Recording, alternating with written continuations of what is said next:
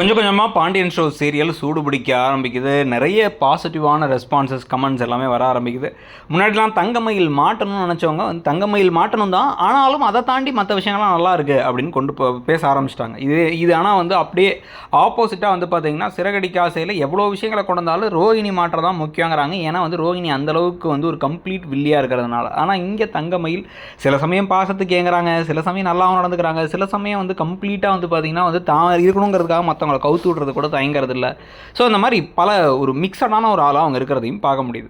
So இந்த விவகாரங்களுக்கு நடுவில் இப்போ பார்த்திங்க அப்படின்னா, நாளைக்கு ராஜி குமரவேலை மாட்டி விட்டு கோத்து விடுற ஒரு சம்பவமும், அவர் தான் இவங்க ரெண்டு பேர்த்தையும் ராஜியும் மீனாவையும் கடத்தினார் அப்படிங்கிறத எல்லாத்துக்கு முன்னாடியும் போட்டு உடச்சி பாண்டியன் ஒரு பலார் அரைஞ்சு எங்கள் வீட்டு மருமகள் மேலே கை வச்சு கடத்துகிற அளவுக்கு ஆயிட்டியாடா நீ எல்லாம், இதெல்லாம் போலீஸ் ஸ்டேஷனில் கம்ப்ளைண்ட் பண்ணால் என்ன ஆகும் தெரியுமா அப்படி இப்படின்னு பேச அப்படியே இந்த கீழே தலை குனிஞ்சு நிற்கிறாங்க ரெண்டு பேரும், சக்திவேலும் முத்துவேலும். இப்படி பண்ணிட்டானே முட்டாப்பைய அப்படிங்கிற மாதிரி ரியாக்ஷனை கொடுத்துட்டு இருக்காங்க.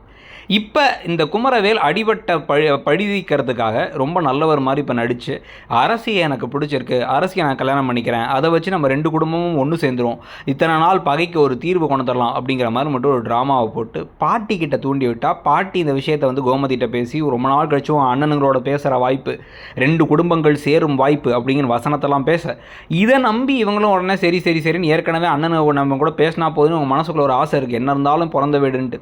ஸோ அதனால் கோமதி எல்லாத்தையும் கன்வின்ஸ் பண்ணி அரசியும் சீக்கிரமாக கன்வின்ஸ் பண்ணி கல்யாணத்தை மட்டும் பண்ணி வச்ச அடுத்த நாளே பண்ணதே பிளானுக்காக தான்.